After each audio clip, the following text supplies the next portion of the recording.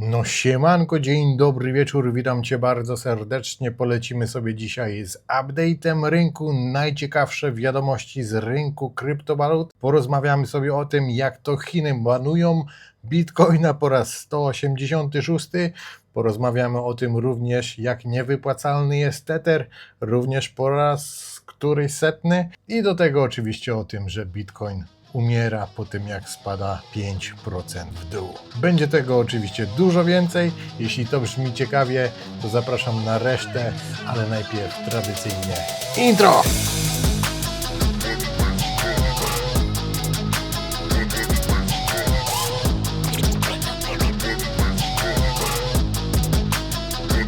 Dobrze, więc na początek zajrzymy sobie na Dropstop. No i dzisiaj akurat mamy taki dzień, w którym nawet top gainerzy są na minus 99%.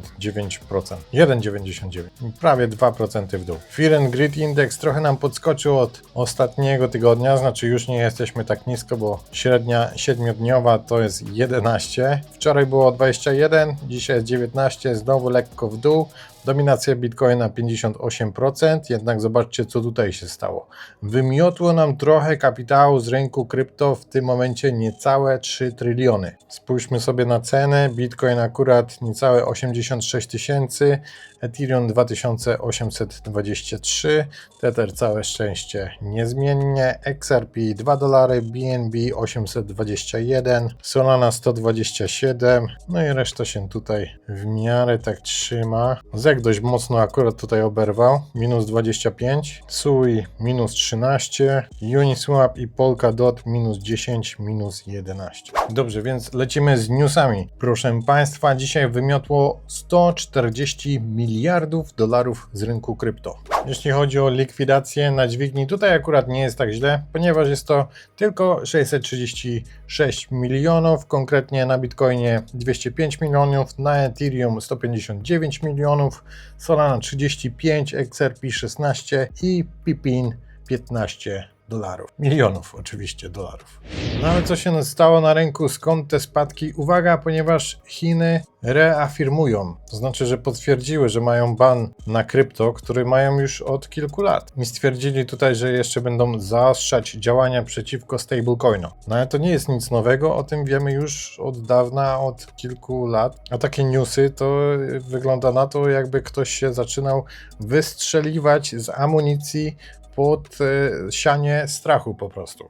Bo jak już wchodzą Chiny, jak już znowu widzimy, że Tether nie jest wypłacalny, tutaj Willy Woo akurat zrobił taką symulację. Symulacja odnosi się do bank runów i tutaj również pojawił się Tether, jednak to jest sytuacja z 2022 roku, gdzie niby tutaj się przelewarowali, jednak mieli środków na około 25 tysięcy, żeby spłacić swoich wierzycieli. Jednak bank run się nie odbył i nie było tutaj żadnych likwidacji. Później był tutaj bank run na Silicon Valley, którzy byli wypłacalni w 25%. Tutaj również taki bank run się nie udał. First Republic Bank tutaj było 57%. 2023 rok tutaj również się nie udało. Continental Illinois w 1984 30%. Tutaj akurat musieli ich wykupić. Knickerbocker Trust tutaj na samym dole to jest 1907, 50% tylko. Tutaj akurat bank upadł. No i o co chodzi z tym Tetherem? Generalnie to mają 103%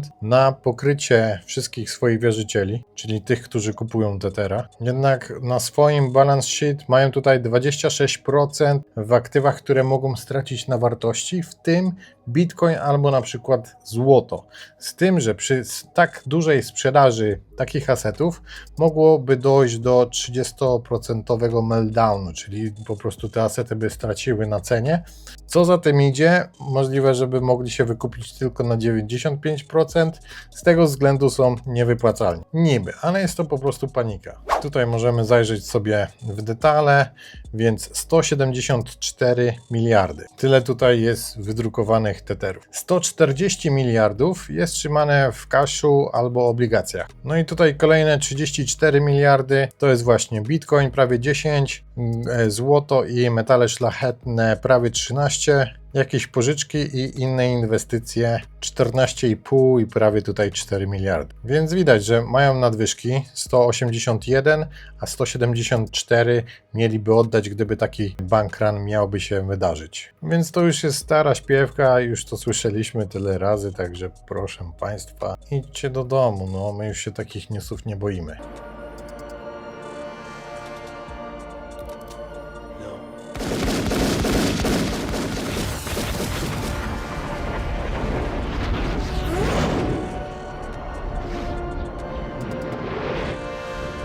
Za to tutaj we Włoszech dzieje się coś bardzo ciekawego. 300 miliardów dolarów w złocie. Pani premier stwierdziła, że trzeba je po prostu wyciągnąć z Europejskiego Banku Centralnego. I tutaj mogą być na przykład większe problemy. Swoją drogą ciekawe, jak zamierza przewieźć to złoto z Banku Centralnego do Włoch. Chciałbym bardzo wiedzieć. Jeśli to by był Bitcoin, to oczywiście byłoby dużo łatwiej.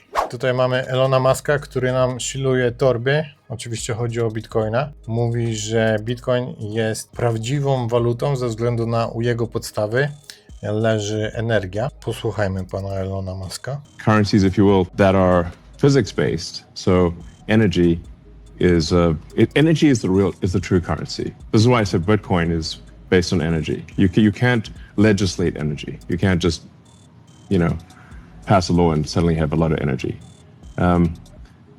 It's very difficult to generate energy, or especially to harness energy in a useful way to do useful work.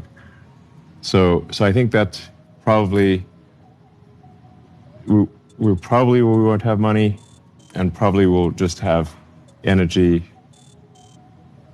power generation as the de facto currency. Troszeczkę tutaj szybkość internetu mi zawodzi, no ale oświetlenie dzisiaj też nie jest najlepsze. I wracamy, Norwegia tym razem. Prawie Europa, ale tak trochę nie też. W tym momencie siedzą na 1 miliardzie 181 bilionach akcji MicroStrategy, więc mają dość sporą ekspozycję, jeśli chodzi o BTC. Zresztą jeśli chodzi o same pule miningowe, to też kiedyś tam było dość dobrze, teraz już chyba nie mam właściwie informacji, więc nie będę mówił, ale kiedyś kopali na grubo. Tutaj z drugiej strony mamy ciekawe informacje z USA. Wystosowali kolejną aplikację do kongresu, by stworzyć rezerwy w Bitcoinie. No i tutaj internet akurat postaram się ściągnąć to wideo po prostu. Dobra, i teraz tutaj mamy miks informacji od Michaela Saylora. Strategy się zakwalifikowało, żeby dołączyć do indeksu S&P 500. Próbowali chyba 4 albo 6 razy, mniej więcej po 110 dniach w końcu się udało, chociaż nie wątpię, że to jest potwierdzone info. Widziałem jakieś sprzeczne informacje tutaj również. Za to Michael Saylor powiedział, że jeśli spadną do progu niewypłacalności, to będą musieli upłynnić trochę swojego Bitcoina. Co również jest dla mnie zaskoczeniem i nie sądzę, żeby to było potwierdzone info, ponieważ Michael Saylor zawsze powtarzał, żeby nie sprzedawać swojego Bitcoina. Tu możemy wrócić do drugiego byka na rynku krypto, tym, że jednak jest Tom Lee, jest mega bykiem Ethereum. Dam wam tutaj trochę takiego hopium, więc zapraszam. When I look ahead at 2026, I think it's a really attractive setup. Monetary policy has been tight for 3 years now. And we're just beginning to get some easing, but we also have a new Fed chair. And I think that the idea is to unleash and improve monetary liquidity. That's a big tailwind.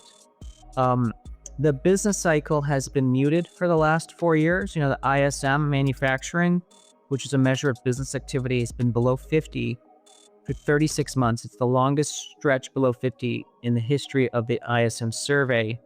It shows you business confidence has been muted because of inflation and then Fed tightness and then policy uncertainty and tariffs, but that all clears next year. And we know that investors are very skeptical because sentiment remains negative and people talk about an AI bubble, but measurable surveys like AAII show people are negative.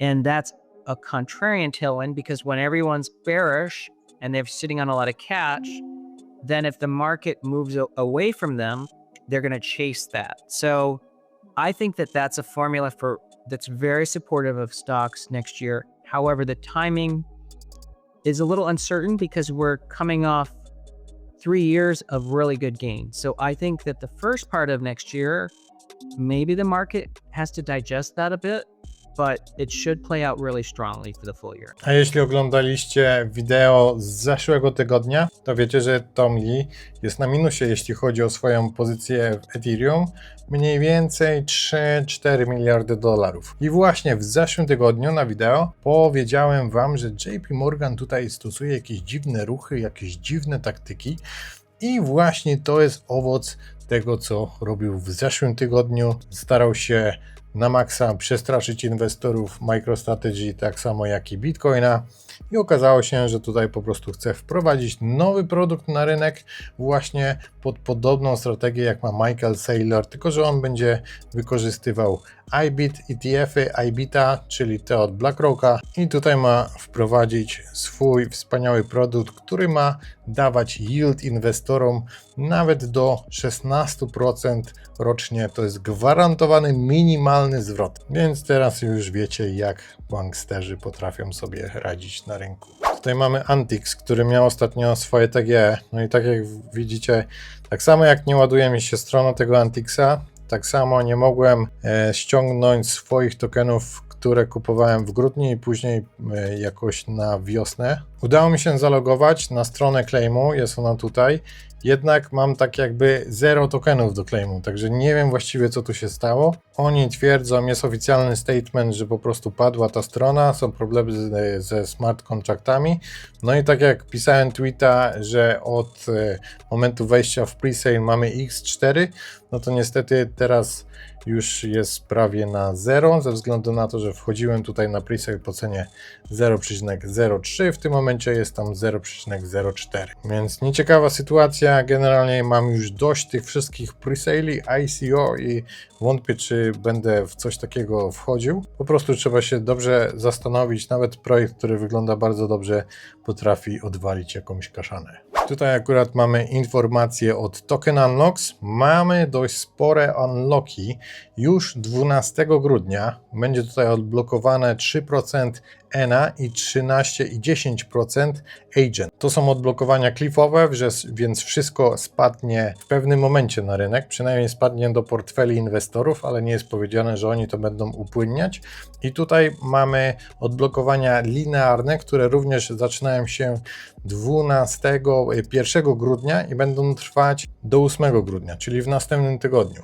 Cały ten tydzień. Więc w ciągu tego tygodnia zostanie odblokowanych 62 miliony w Solanie, 48 milionów w tokenie Trump, 21 milionów w tokenie WorldCoin, 13 milionów Doge'a, 10 milionów Aster i 9,2 miliona Avaxa. No i tak jak Biny banują stablecoiny, tak tutaj mamy Sony Bank, który planuje wypuścić swojego własnego stablecoina, który będzie służył do płatności już od 2026 w ekosystemie Sony. Możliwe, że to będzie główny stablecoin na przykład na Sonium, ze względu na to, że właśnie Sony jest głównym founderem Sonium.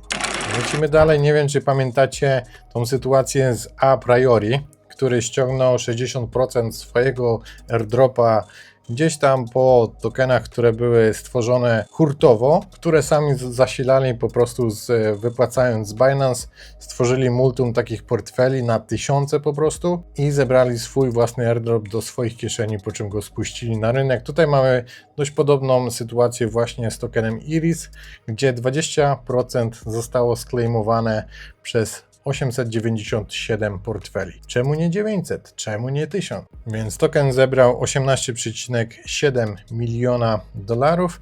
Nie pamiętam, ile tutaj było przeznaczone na airdrop, ale z tego co pamiętam, to na pewno było dużo więcej procentowo niż przy Monadzie, bo wydaje mi się, że tutaj było około 20% całego supply przeznaczone na airdrop, a 20% tego airdropa ściągnął po prostu jeden wallet, który był, znaczy jeden klaster 897 portfeli, adresów, który był zasilany właśnie przez ten jedyny tutaj portfel. Pytanie teraz, kto farmi kogo? No i jakby nie było, nowy miesiąc na rynku krypto zaczynamy z hakiem. Tutaj akurat hakiem, ofiarami haku padł Yearn Finance, gdzie stracili 1000 Ethereum, czyli jakieś $3 miliony.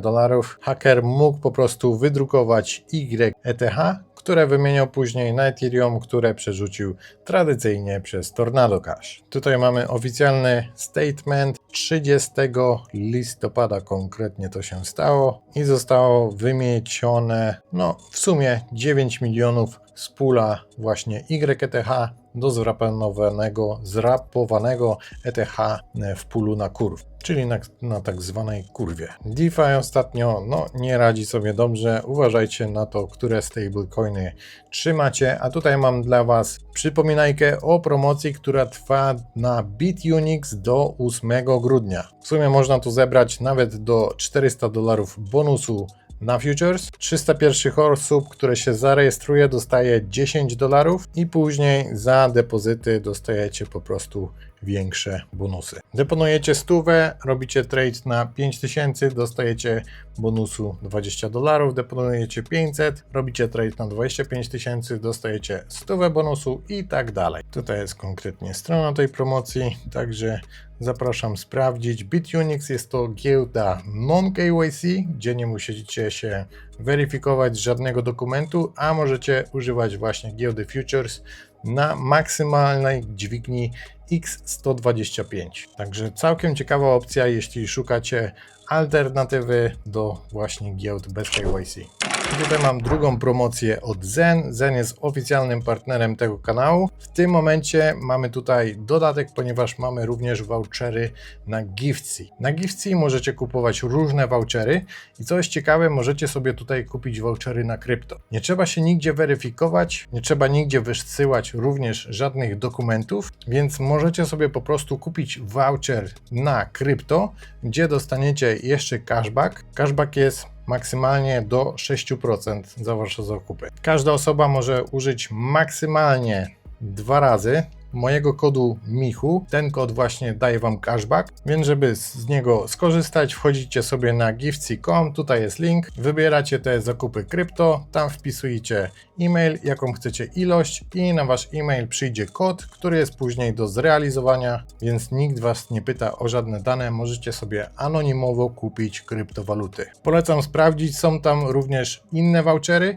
jednak mój kod działa tylko na krypto. W ogóle to Zen jest super procesorem płatności, jest to polski fintech, więc wspieramy polskie produkty. Polecam sprawdzić. Tutaj również na Michu Zen macie 150 dni testowania karty Zen Pro za darmo. No i to tyle ode mnie. Daj znać, co myślisz o tym rynku, co tutaj się dzieje, czemu tak manipulują, czemu próbują zbić tą cenę. Mimo tego, że wiadomości są dość dobre, to jednak cena leci mocno w dół. Musimy pamiętać o tym, że ETF-y kupują ludzie niezwiązani z rynkiem krypto, więc jeśli taki człowiek słyszy, że Chiny znowu banują krypto, znowu Tether jest niewypłacalny, chociaż dla nich to może być pierwszy albo i drugi raz, wtedy po prostu zaczynają sprzedawać, a odpływy od ETF-ów są dość znaczące. Ja czekam na Twój komentarz, tyle ode mnie, siemanko, pozdrówki, zostaw łapkę w górę, yo!